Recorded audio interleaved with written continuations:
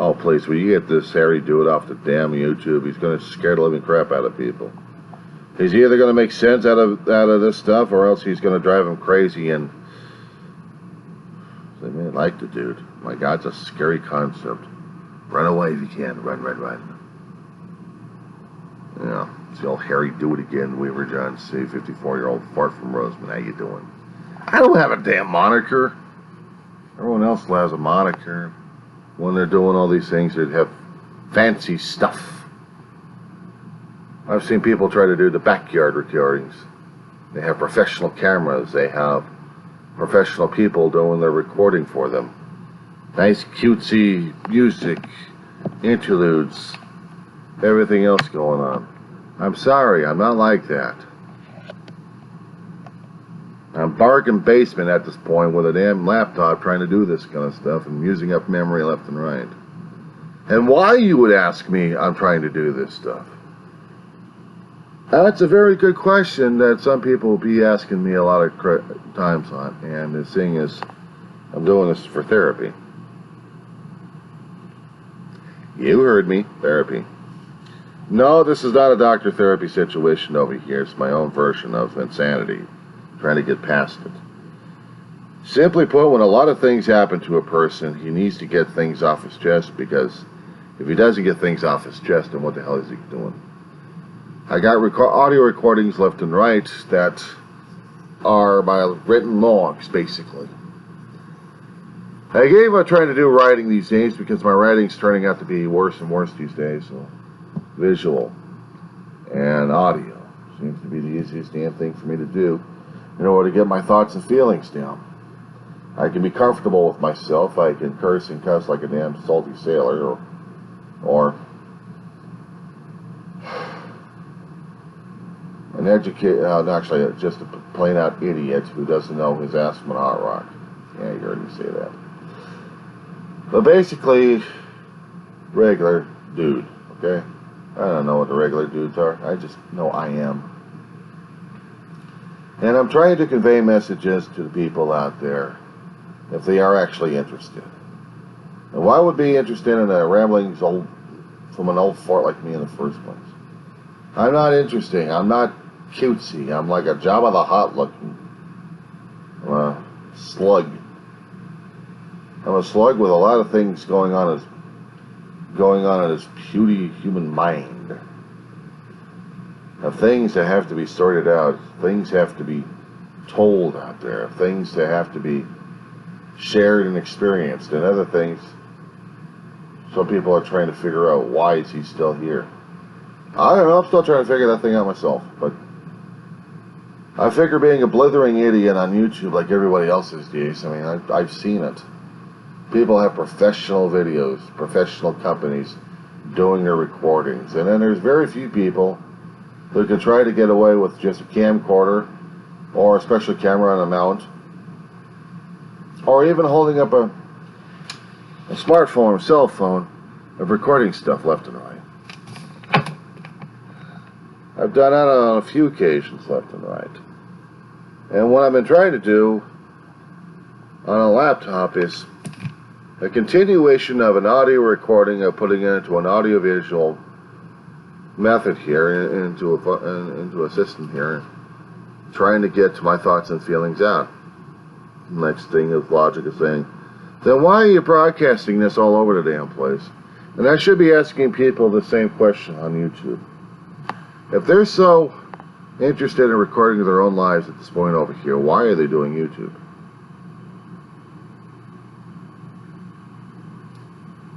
Think of yourselves as town criers, putting yourself on a damn soapbox and you're trying to tell your life story to people. Or your interests that you want to share with people. Your knowledge, your insanity, your viewpoint, your experimentations, your lamentations,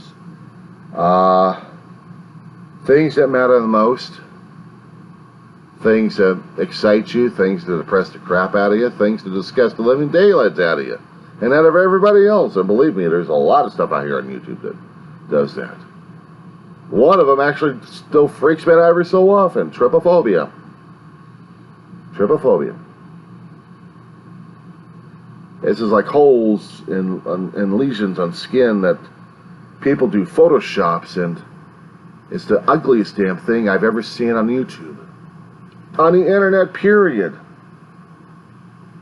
Somebody tried to put that on Facebook, and there was a couple of groups I was on, and they're showing this computer-generated image, multicolored, sometimes flesh-tinted, but it was made of irregular holes left and right, computer lattices.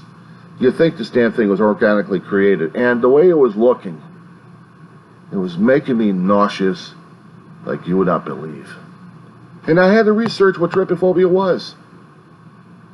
I had to research the picture, what was behind it, what caused the thing, and then what the symptoms were, and discovered that on YouTube there are sites out there dealing with this stuff all the time.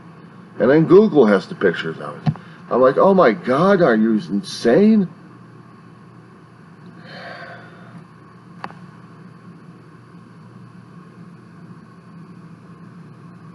My mind, as it tries to reel itself back in reality, I'm seeing holes on a young person's face, photoshopped. It's like he's got burned craters all over his face, but it's photoshopped. Or growths on a person's arm, also photoshopped, with little green things coming out of holes underneath the armpits. Sets up something in a psychological, and you can't get rid of the damn thing because it's already been imprinted in your brain. Your subconscious has already taken over. And sometimes I get itchy and I start feeling around to see if there's any holes or anything else like that, because I don't want to see it, and if I happen to see it, I'm not going to like it. And my body is trying to say, we need to get rid of it, so we got to go through it. This is what happens when you get obsessed over something that you're not even sure what the hell's going on. And as I researched further and further into this little topic here, the doctors online, different opinions, whether or not it exists or not. I'm saying it exists, okay? PTSD exists. Throughout the idea of the white lab coat syndrome, I don't care about that, that is malarkey. PTSD exists, even when a 4-year-old goes through a traumatic heart surgery, comes back out alive after dying 3 times at a table. He is not normal. Nothing's normal afterwards. Everything's hypersensitive. And the doctors don't even figure that out. Not even when I explain them to them all the time. And I'm talking about my own medical history here. But this is the things that sometimes I don't see on YouTube because people want to be happy and cheerful and making stuff. And then there's other people who want to weird stuff out there to freak people out. Well, thank you very much. You've already freaked me out. Thank you very much. Now I'm psychologically damaged from your own damn insanity. Thank you very much. Am I going to get past this damn thing? Oh, hell no. Because I'm already screwed up as it is. So now I got to spread out my own fear and insecurities to everybody else on YouTube. I'm not going to be spreading out goodness and cheer and intelligence and everything else out there, or creativity, or something else that might spark my interest. No, I got to put out the fear. I got to put out my fears, my phobias, my disgust at this point over here, because if I don't put the stuff out here, it's going to freak me out more and more. And then I have to share this insanity with you left and right. These lovely perpetual cycles we got here, you know. But getting out of that cycle here, because my brain's still putting me through it, if you haven't noticed just yet. But YouTube is a universe in itself, creating itself left and right by other people left and right. Sorry, I got... Look. Until we get hair shops open up in this place of mine in town, I'm stuck with this mess. Give me a damn clippers. Let's get a scissors. Give me some clippers so I can just over the head. Rid of this damn hair. Stuff I can do, stuff I can say, stuff I gotta demonstrate on YouTube. We even had cutesy pictures concerning about dogs. About dogs and conversations and what they go through, and cutesy things like that. We've got politics out there. We've got cooking. We've got travel. We've got entertainment. We've got history lessons. We've got the good and bad and the difference on the things over here. And the thing what surprises me the most,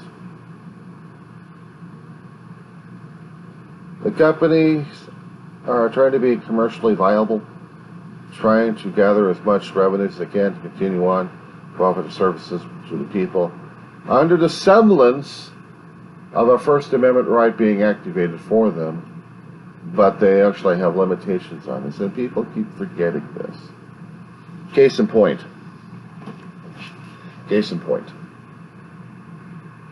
I've seen things on Facebook and on Instagram and on Twitter. I've heard them also on the news. That people have a hard time understanding the First Amendment rights. They think because under the First Amendment rights they're protected under freedom of speech. Well, the thing is, what they keep forgetting is to entities like Facebook and Twitter, Instagram, Snapchat, YouTube are not publicly owned entities, they're private corporations. And the First Amendment rights have a weird way of working among corporations like this. Water. The thing of it is regarding this, how it works. The First Amendment of the United States of America, not of the world, but of the United States of America, it guarantees you protection against the government by giving you the freedom to say things against the government, and it somewhat separates religion from government because it doesn't want the government to go for a state-sponsored religion like we've had originally, leaving England so many centuries ago. One king decided that he can't stand the Catholicism, he'll bring out Protestant. They'll have the Church of England and people have to worship it. We'll force the religion down people's throat. Hell, they could have been Jewish and they had to be believing in that kind of stuff. But out here in the United States, we had to have the freedom to worship in whatever fashion we would like, without forcing it down people's throats. And in a politically charged environment we have going on, a lot of people wanted our religion forced down people's throats. Doesn't work that way. For millenniums we've been doing that to each other, forcing our own values and our own religious beliefs down other people's throats. We've had wars over it. Not a little disagreement tit-tats where you just go pip, pip, pip, pip, pip, pip. No, we got a sword, we're going to chop off your head if you don't believe. If you do believe, fine.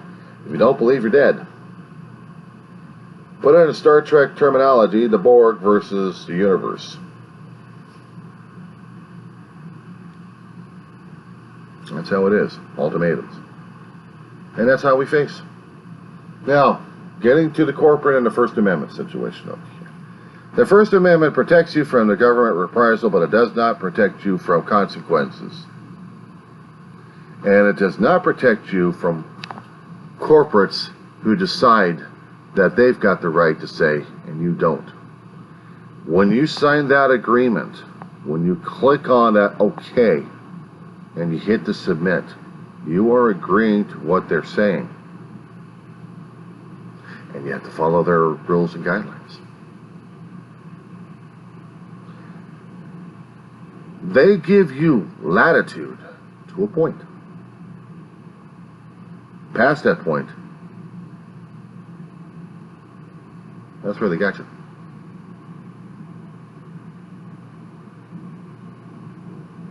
That's how it works. I've had people complain about Facebook a great deal, taking posts off left and right, because it doesn't go with the community standards. And believe me, there's a lot of stuff out there that don't go with the community standards that they're getting away with left and right. Other groups are doing that. Individuals are doing that. There's a lot of crap out there that are still trying to clean up left and right, and it's an ongoing, constant job. YouTube's the same way, Twitter's the same way. Every other major corporation deals with social media the same way. And we keep forgetting. We keep forgetting. We think that we're protected under the First Amendment since we're Americans. But if you're out of the country and you're not Americans, you're open season to whatever laws they're dealing with. But we Americans have this arrogance around us. We think we're better than everybody else. We got the Roman Empire behind us. I did say the Roman Empire. It's the mentality. We've had that for a hell of a long while. We had that for God knows how long since our country just started. We think we're better. We got the manifest destiny being run into our damn genetics. And it's scary because it's affecting a hell of a lot of people throughout time since, God knows how long. And how long is this going to continue? I don't know. We can have our dead asses to actually figure things out. We have our own differences of opinions, and we're supposed to have our own differences of opinions. We're allowed to have our own difference of opinions at this point over here. This is what the First Amendment's all about. But if we have a majority rule, a majority agreement, it's getting lighter and lighter. How about that? If we have a majority in our opinions regarding a situation over here, at least we give the minority a chance to sway some of us. And if they can't sway some of us, then that's majority rules. That's how it is. We can make up rules and procedures at this point over here saying, well, we still need to give the little guy a chance. Well, we gave him a chance. We gave him Congress. Congress says otherwise, he's screwed. He can try going to his politicians and begging for the word of whatever thing he's got. And if he can't convince, or she can't convince, then there's almost, well, they can continue to try until maybe they do get him convinced. And if they actually do get him convinced, then maybe the process will start by convincing others, and then they'll be getting the majority at this point over here, and then telling people what's going on. And maybe rules are made, maybe rules are taken out, changes are done. Wonderful system we have. But in dealing with the private entities at this point over here, and dealing with companies like YouTube and Facebook and everything else, we are given so much latitude. I'm not a constitutional lawyer. I am an observer. I'm a student. I'm a student of life. I'm a student out of college. I've seen things. I've read things. I've learned things. And I know one thing. I still learn. I'm still learning how to do things. I'm still learning how to be and be not. I'm learning how to just take things for granted, and other things you have to fight for. Other things you can change, and other things you can't change. And if people don't like the opinion, then that's the opinion. But that's your opinion, not my opinion. I'm supposed to be convincing other people about my opinion, and if I can get a consensus going on, if I can get a majority, and then I've got to stay with the people on my end. You don't. Because my opinion matters over yours. Unless, of course, you can sway that same group to your side. And there goes politics right there. Because that's how the system's supposed to work. Politics, Science 101. Or as they called it in high school, U.S. government. But they never got into specifics. It's a shame, really, that students never studied politics. It's a scary beast, dealing with politics, because politics is what runs the world as we know it. Not the physical, natural order of things. Not the laws that govern the universe. Now, I'm talking about our own little universe on our own planet.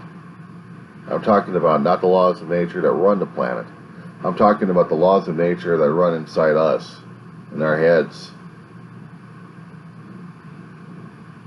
That works. That's my opinion. You got a comment? Leave it.